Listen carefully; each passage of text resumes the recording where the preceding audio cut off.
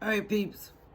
So, for you guys who know Candace Owens, have heard of her, the one that's going around bashing Black Lives Matter, the black community, and says what our community needs, but she's not part of the community because I don't know who she's talking to. I don't even know what community she is in. I don't even know where that's at. So she's the one,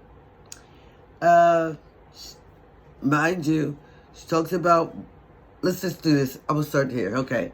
So she was raised by her grandparents after her parents' divorce. Stay with that. While she was in 2007, while a 17-year-old in senior high school, she received 3 racist death threats, voicemail messages totaling 2 minutes that were traced to a car in which the 14-year-old son of the mayor was present. The superintendent listened to the voicemail messages and said that they were horrendous. Well, her family sued the Board of Education in federal court, alleging that the city did not protect her rights. Ooh, she got a whopping $37,500. You go, girl. In 2008. She tried to pursue an undergraduate degree in journalism at the University of Rhode Island, and she left after her junior year because of an issue with the student loan. Now, she talks about black people not being able to manage our money and being whacked. She couldn't figure out a way to go to school with that $37,500. What did she buy? I don't know. She worked for as an intern for Vogue in New York, administrative assistant in a firm in Manhattan. So in 2015, she was a CEO of Degree 180, a marketing agency that offered consultation, production, and planning services. From my understanding, they were all college kids. The website included a blog which frequently posted anti-conservative and anti-Trump content, including mockery of his penis size. In 2015, she wrote a column. She criticized conservative Republicans, writing about the batshit crazy antics of the Republican Tea Party, adding, "The good news is they will eventually die off peacefully in their sleep, we hope, and then we can get right on with the obvious social change that needs to happen immediately." Wow. So then, that bombed. I wonder if that's where that $37,500 went. Shouldn't have cost that much to start a website. I don't know what they were marketing, but anywho. She launched, she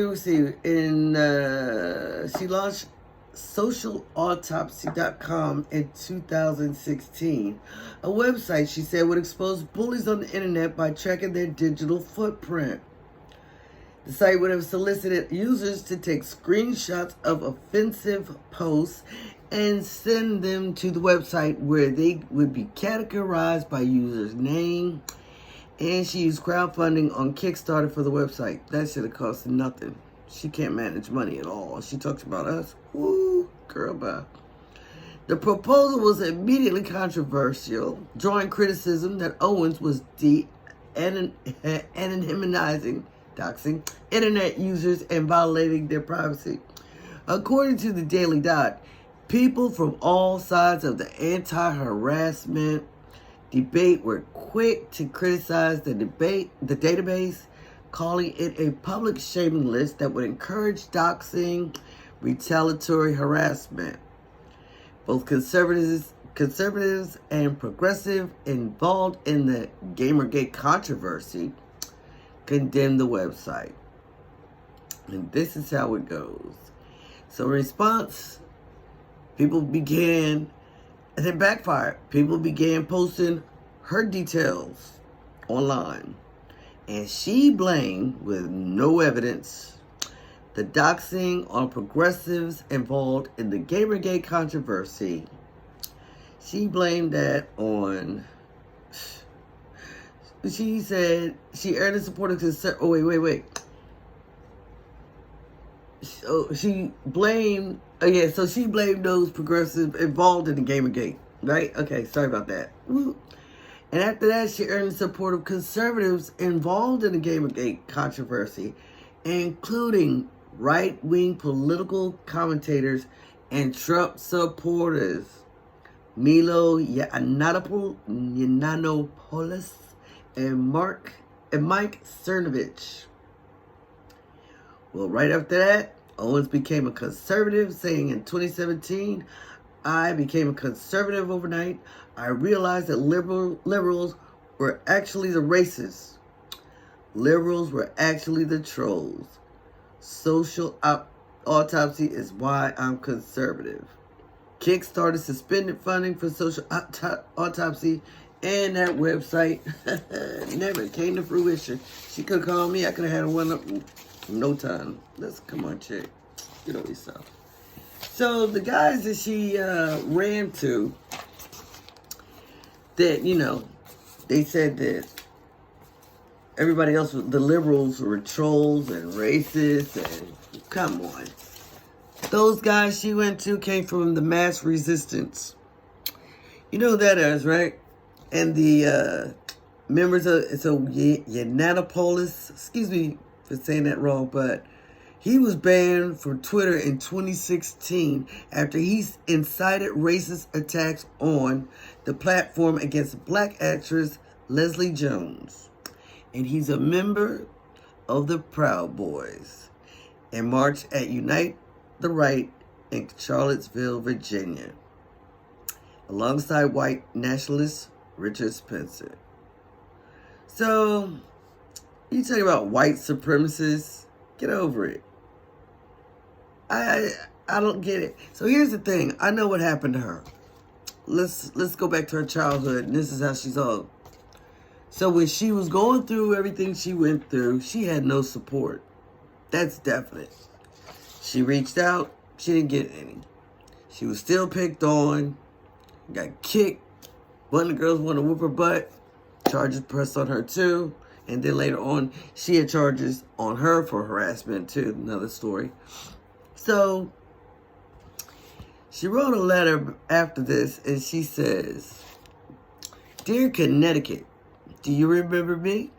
9 years ago, I was a senior at Stanford High School on the brink of a life-altering event. And nobody came to my rescue. One night as I sat watching the movie, a group of anonymous boys called my cell phone and left me a series of voicemails. Their words to this very day represent the most horrific that I ever heard uttered against another human being. They started off by telling me that they were going to kill me just because I was black. No way. Who does that? That's racist. They warned me that if they found me at home, they were going to unload a bullet into the back of my head. They cited other niggers who had died before me, like Martin Luther King and Rosa Parks. They threatened to tar and feather my family. Rosa Parks died of natural causes, by the way. I remember feeling shocked and scared because I could think of not a single person, much less a group of them, who wanted to watch me die. I can think of a group right now. I was reluctant to report it, but the next day a teacher insisted I tell the school principal. Well, and then nothing was ever the same. By some random stroke of misfortune, one of those involved was Governor, I'm not going to go in that, son, a boy I had never even laid eyes upon. He was mayor of Stanford at the time, and for obvious reasons, the mixture of politics and race provided irresistible to a journalist. Soon my face was plastered on the front page of every newspaper across Connecticut, and everyone from the NAACP to Dr. Phil wanted in on the story. Do you vaguely recall me now? The connection meant that arrests would not immediately be made. The local police told me they needed to treat the case with special diligence, and they called in the FBI to help determine whether the 4 boys, 3 of whom were perfect strangers to me, had committed a hate crime. The boy, I believe, had orchestrated the voicemails. The only one of the group whom I had ever seen or spoken to denied the allegations vehemently, perhaps rolling the dice that his chance political association would protect him in the end. I stayed out of school for 6 weeks before formal charges were filed, and in that time, the gossip escalated. It wasn't limited to the students. Parents, teachers, and you, the general public, felt inclined to state your opinions about me online. I perused those words quietly, a stranger to the girl that the unsympathetic portion of you were depicting. I was a liar. I just wanted money. I was ugly. I was desperate for attention. Another black girl taking advantage of a situation. No. I was a lot of bad things all at once. No one seemed to me as a 17-year-old girl going through a traumatic experience. Those words destroyed me. I held my head high at school, but I went home and I cried every single night. Without my consent or involvement, political forces took sides. The NAACP held press conferences outside my high school, which I reluctantly attended. Governors of the mayor's political enemies seized the opportunity to criticize him. Within my own family, lines were so drawn. My father wanted to press charges. My mother just wanted to keep quiet so I could return to normal life. And all I wanted was an apology. I wanted someone to be accountable, admit they had made a mistake, and just say sorry. Whoa, people say sorry when they're wrong and they tell lies. Girl, stop. But to this day, no one has. That says a lot about where she gets, how she acts from, right? Not even our governor, who at the time had no comment other than that his son had been fully cooperative with the police. All right. And so that was, what was my takeaway? I hated Stanford. I hated Connecticut. But above all else, I hated myself. I hated that my name would come up in Google search for hate crime. I developed a severe eating disorder to help me combat it. The skin against my bones for 5 years helped me to feel as though I had at least one aspect of my existence under control. After college, I moved to New York City and disappeared into its masses. The city was much too fast-paced for anybody to stop and take notice of me, much too distracted by its old idiosyncrasies. I felt lonely, and my God, it was magnificent. For the first time, I was given an opportunity to grow up, to remember who I was, absent the inked impressions of a judgmental community. In the city, I emerged as a woman with a deep love and appreciation for children and a raw understanding of how fragile they are. And I look back upon my high school experience with just that realization. We were children. I say we because I wasn't the only victim. I wasn't the only child who had to read your words. The 4 boys who left me those messages were labeled racist. They were labeled no good. Those are words that no child deserves to hear. Suddenly I found myself wondering, with a sympathetic heart, what happened to them? Had they maybe developed eating disorders as well?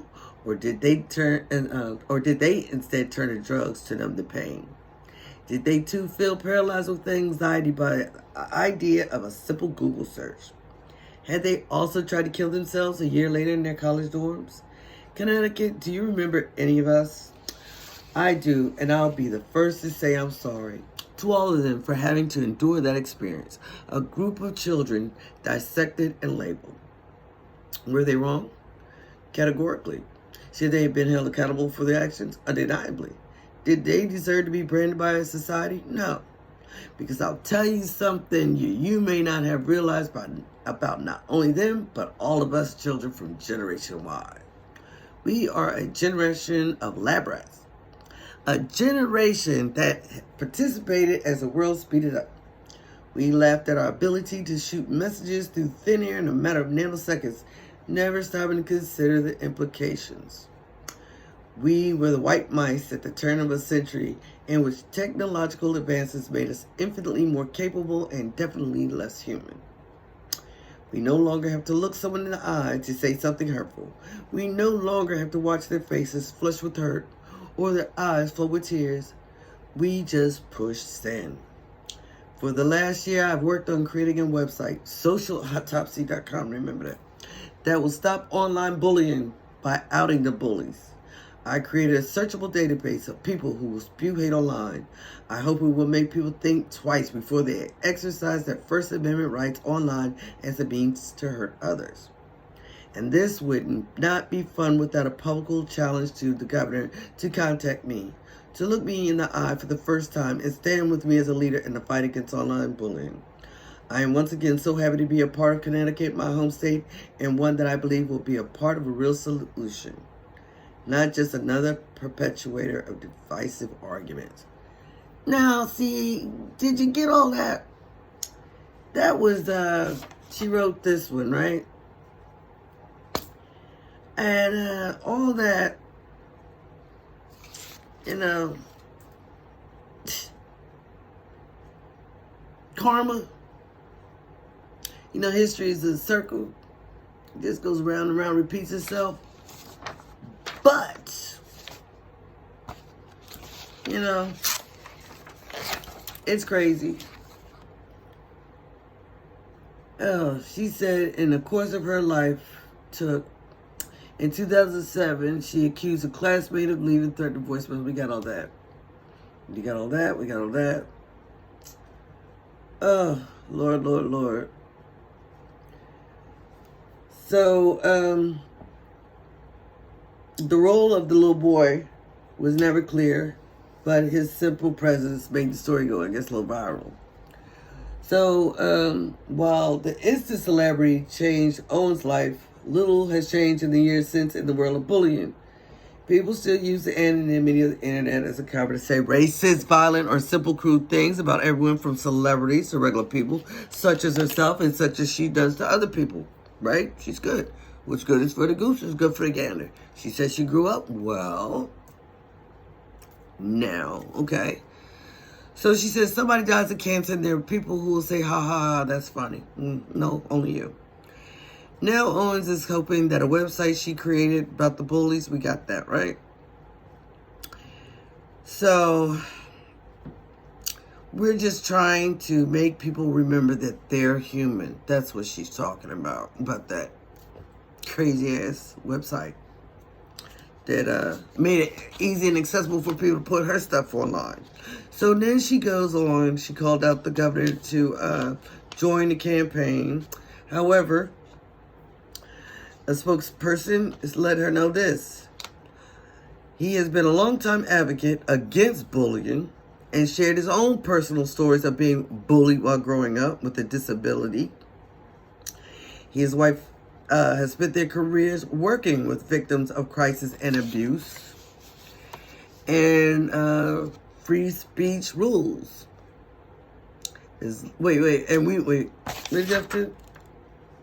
Oh, they have spent their careers working with victims of crisis and abuse. We respect her, Miss Owens' right to tell her story and have her voice heard. The Owens website might make some social media users blink. Doesn't actually technically seem to violate any free speech rules. As long as the speech that the site is collecting was intended to be public in the first place, it's fair game, right? So she said her site doesn't limit freedom of speech. It just lets people know it has consequences, as it does when she says stupid stuff. So here's her. I'm going to give you the consequences in a little bit. What we're doing is taking that freedom of speech and archiving it. Sure you are. So until the phone incident, she said her school career was uneventful, ran track, was a cheerleader, had friends, including a male classmate, was a close friend. Then during the senior year, she found a boyfriend, wanted to spend all of her free time with him. And I guess so the little male friend took, offense to it. It just didn't sit well with him. The tension rose between them until one night when her cell phone rang. She kept getting the calls. So here's the thing. What happened was she was in class.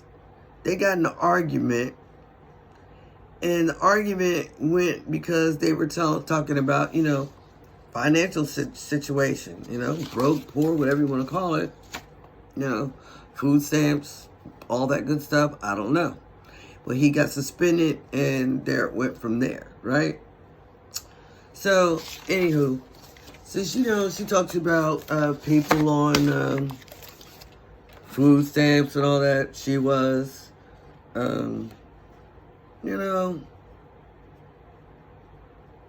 I just don't understand. I get it where she had this, nobody helped her. Nobody helped her. Nobody came to her defense. Nobody. So now you have the new and improved broke looking for money, and you can't take her seriously because nothing she says is true. But what I want her to stop doing is stop talking about the black community. You're not part of it. What you're doing is making it worse. And you know what? We don't need you. You know, you don't like us in the first place. You talk about us like we're dogs. You talk about, this one, and 95% of black people are in the neighborhood that get killed are by black people. Okay, and white people kill white people. White people are on drugs and have kids that get taken away, blah, blah, blah, blah, blah. But that doesn't give anybody the right, and I don't give a damn what you say about George Floyd. Nobody has a right to put a knee on the neck. I don't care how many criminals, how many crimes he committed. How many? I got a record book. I'm an Army veteran, 55 years young. Yeah, I got a record. So what? Still got my business. I bet you they got more than that 37.5 you got. And how much did you sell your soul for to get with Donald Trump and marry that little Lord Fauntleroy you married? So look, what you need to do is you're not helping situations if you do not know. All right? You don't know anything. But I tell you what, if you would like to speak to me, oh, we can talk. But I'm going to bring nothing for you, but I'm going to bring you nothing but facts. You can say what you want, but what we're not going to do is you're not going to try to talk over me. You're not going to try to run over me. If you want to be a young lady, I will treat you like one. But if you come at me with the crazy, you get crazy. I'm calm and cool. PTSD is down low, I got it. But what you're not going to do, you can't even be taken seriously, man. How the newest star of the Trump movement ran a Trump bashing publication less than 2 years ago. Trump ally Candace Owens. Man, look at this. Nobody takes you seriously. This is Trump ally Candace Owens sows division among other black supporters of Donald Trump. You just do what you want to do, right? Well, here's your thing. Stay on that side, but I will tell you what. You know nothing about Trump. You don't know nothing about that family because you're not about that life and you're not from New York. You might be from New York walking around the streets. You don't know nothing about him. Sweetheart, I work for a company that deals with that too. You have nothing. You don't know nothing about these people. You're young. You got your eyes wide open and they gave you some money and you sold your soul. So keep your soul over with them. But when they get done and they're tired of you, which they will, because you know why? Everybody needs one. And you happen to be it, the flavor of the week. Here you go. Candace Owens is a joke. A silly black girl with no real formal education who hates being black and says the things white racist wants to hear. She's a fool and she has no clout in the black community. Well said, Robert. Totally agree with you. Where do you breed idiots like Owens from disgusting women? If George Floyd was a white child rapist or a child murderer, even a serial killer, bet he would not have died. Whoa, what? That came from a white person, I'm tell you that. Wow. Authorless and from Never Trump Bloomberg. The man who outlawed large sodas who spent $900 million doomed intent to buy the Democrat nomination. Well, that's okay. We're cool with that. And you publish this crap. Let's see what else she got over here. Oh, somebody said, in my opinion, she's one of the most intelligent commentators. Sticks to the facts, does her homework. She ain't told you nothing but a fact yet. Everybody said, name one fact. Here's a fact. You filed bankruptcy in 2018, trying to get your viewership up. Standing Democrats. What? Then you call me a racist? So George Floyd held a pregnant black woman at gunpoint after forcing his way into her home, beating robber. There's your fact. Well, that is a fact. Doesn't mean you get to kill him in the street like a dog. Then he went to jail for that in 2005. But before he got killed, where was he? In the community, helping what? Little black boys, what? In the community, not do this and don't do that. So, everybody has a past. You got a young man sitting in jail now, smarter than you or whoever else, playing the stock market. Couldn't read or write, but he's teaching in jail. Shut up, people. Y'all just don't get it. Boy, I tell you. I just don't get it. But I tell you what. Y'all can have that one. You keep rolling over there. Because we all know what happens. We all know what happens after this. They'll get tired. And she'll be gone.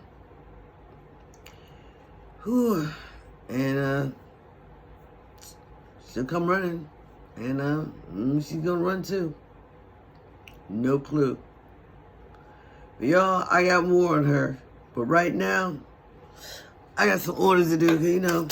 I decided not to work today, but now I decided I should. I don't know why. But you can do that when you got your own shit. There was one over here. Oh, one was really good. Oh, here you go. All you have to do is be an African American who claims to be conservative, and Fox will hire you as a contributor, especially after they fired Sheriff David Clark. Owens figured out that code where the Hannitys of the world will have people like Owens appear on the show, and then he can infer that even African Americans agree with me as an extremist. Nice deal for Miss Owens. She even screams like a right-wing nut. Yes, she does. Well, I tell you what. Nobody takes it seriously. She probably got a little talent to her, too. Could have made money, but sold herself to this. Tell you what. I can tell you how this is going to end. Is she overseas, too? Yeah, I love overseas. I would love to go back to Germany myself. I love it. So, let's go be, a hypocrite. In America, you can get paid to become someone you are not. Home of the rich imposters. Very few things are quite as lucrative as being the Black Conservative of the Month. If they can keep it up, they can parlay it into speaking gigs on conservative TV and events like CPAC. Don't believe me? Look at Ben Carson, Amber Rosa, Stacey Dash, Diamond and Silk, aka cubic zirconia and itchy toilet paper. And look at people who have been doing this long term. Reverend Jesse Jackson. Reverend Jesse Lee Peterson. Let them spout a few catchphrases like Democrat plantation, and bam, a new Black conservative star is born. Well, yep, she's a grifter. Anybody can be bought. I didn't say what they said, but I disagree with it. All right, y'all. I got to bounce. I know it's been long, but I just want to let you know. Don't put your stuff out there. I'm out. But I do want to hear from her. If she got the heart, I'm ready. Y'all pass this around for me because I want to know.